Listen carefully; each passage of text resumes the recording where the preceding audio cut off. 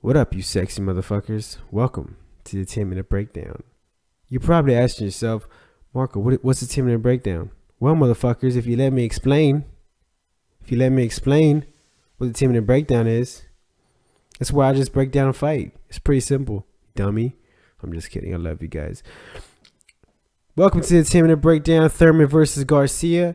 If you don't know anything about boxing, I'm going to break it down to you. This is a 147 Unification bout.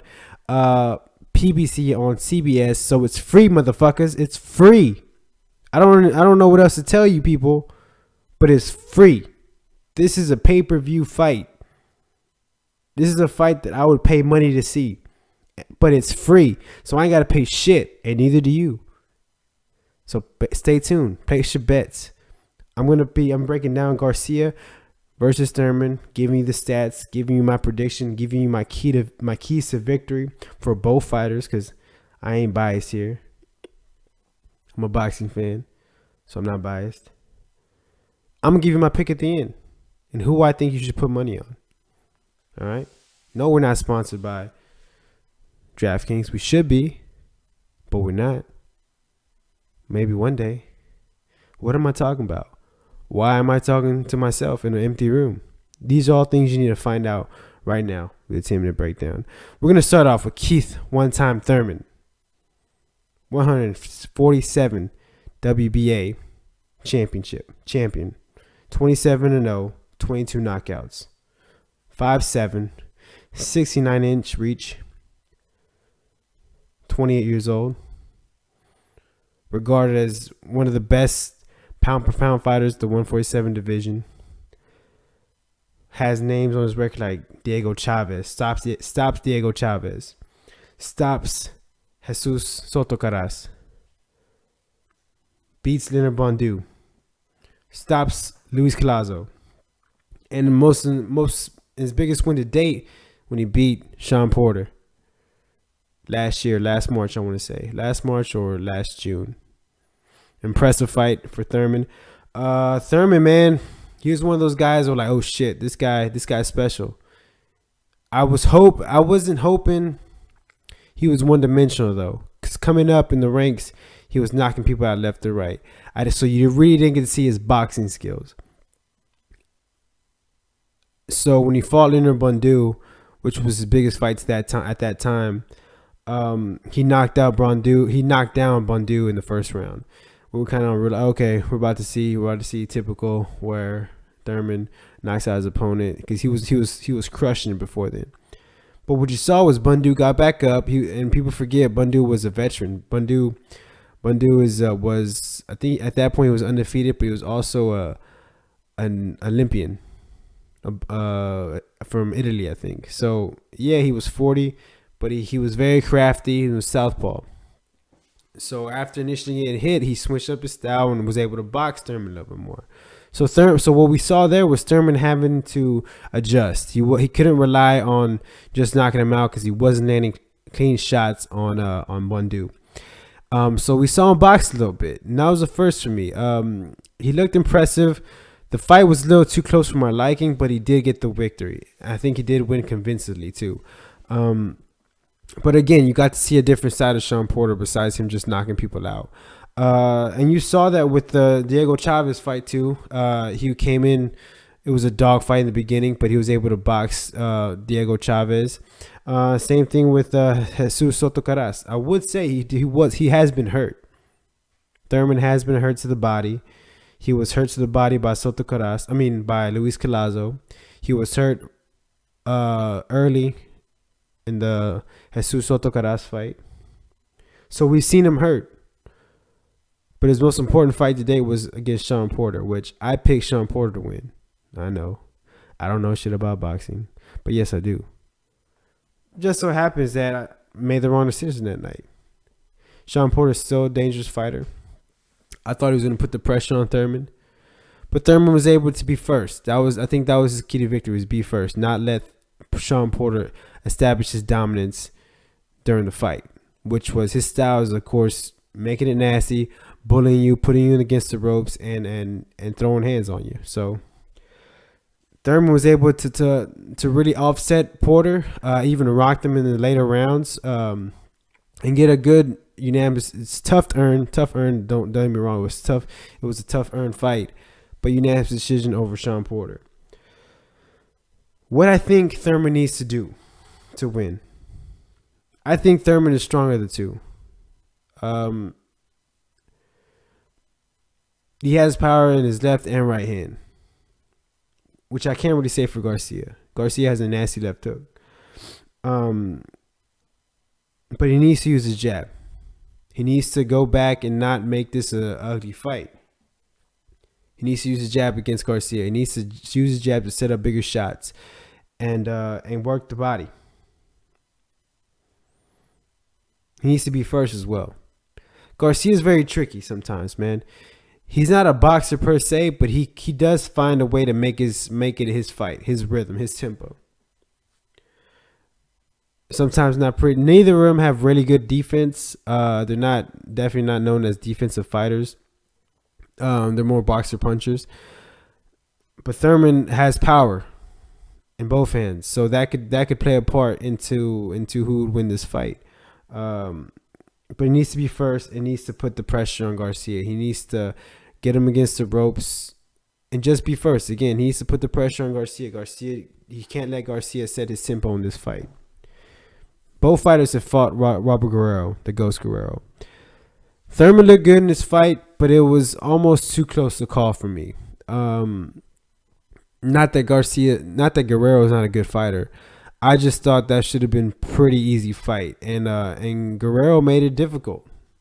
I think he dropped Guerrero in the 9th, but immediately Guerrero got back up and started working Thurman. You know, almost even winning the round. That's how much pressure he was putting on him. And again, we've seen Thurman hurt.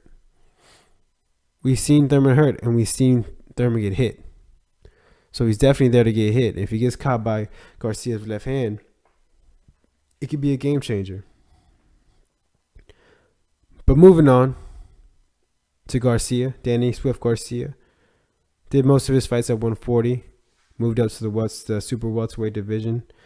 He's a WBA super welterweight champion and the WBC welterweight champion. Again, so many titles, guys, is really unimportant. What all you need to know is a unification bout. So champion versus champion.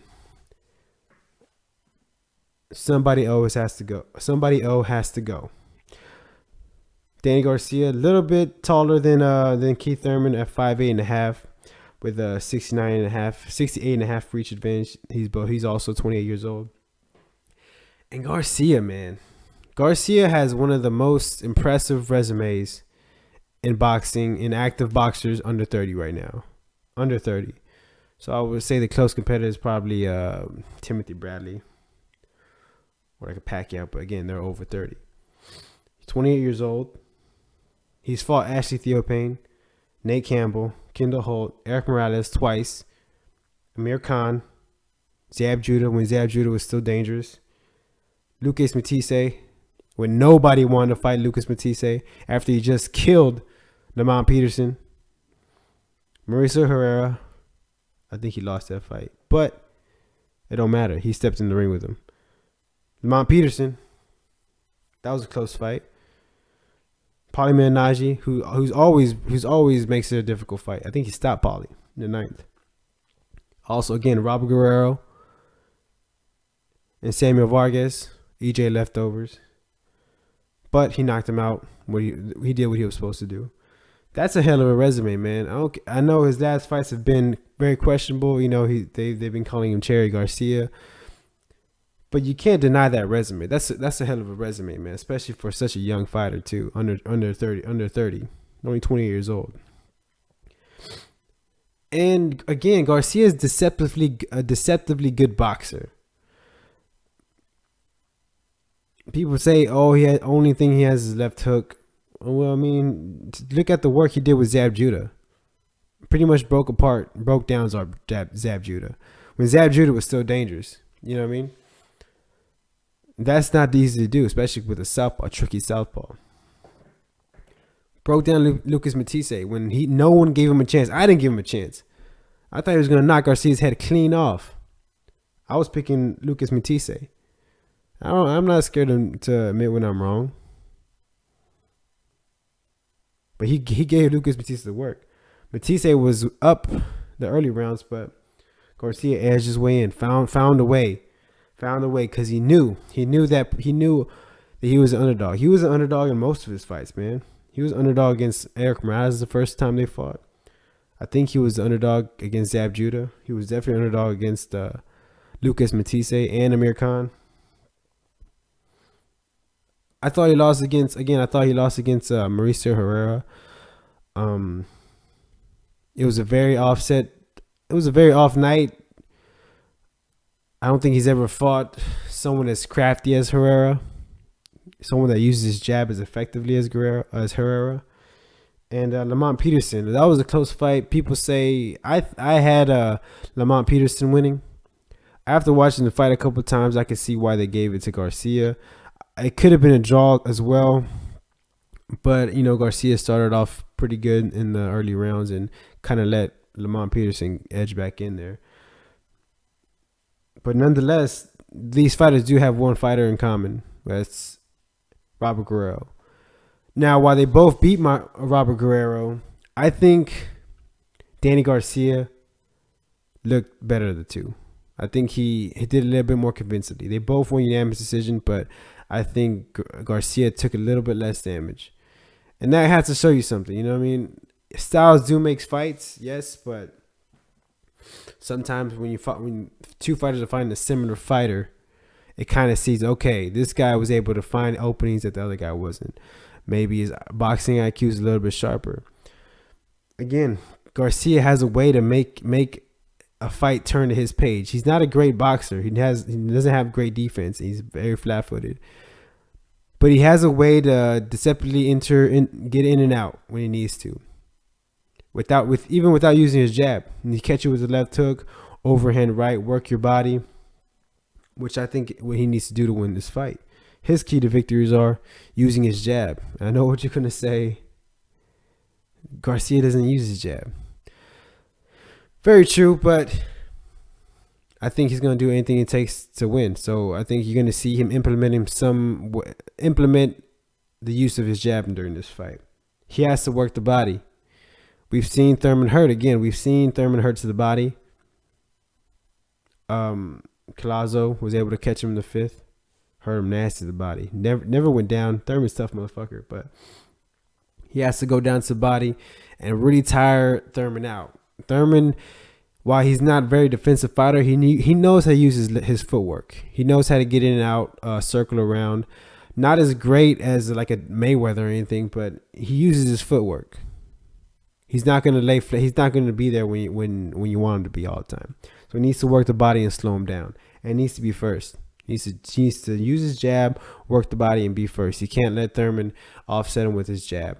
If Thurman comes with a jab, he needs to be first. I'm picking Danny Garcia to win this fight.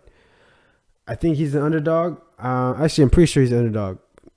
But I think Garcia is one of those fighters who always rises to the occasion. He's been an underdog in most of his fights, and he finds a way to win. And I know what you're saying. That's kind of a cop-out, man. You just can't say, oh, he has more heart.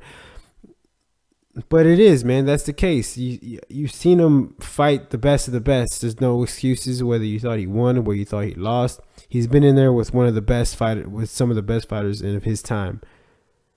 And I think he's going to rise to the occasion and find a way to offset Thurman and get the 12th round decision. I don't think any of these fighters get a stoppage. If I do, I will see Thurman by knockout or TKO. But again, I've never really seen Garcia hurt.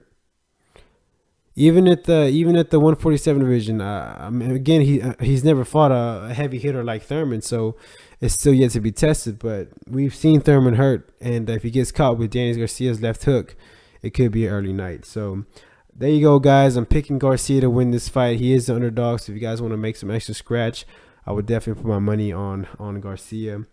Let me know what you guys think about this video. I'm going to do more videos like this. I'm going to do a video on UFC 209 probably on Wednesday, and I guess shorter videos when I'm not doing the longer hour podcast. I'm returning the podcast next week.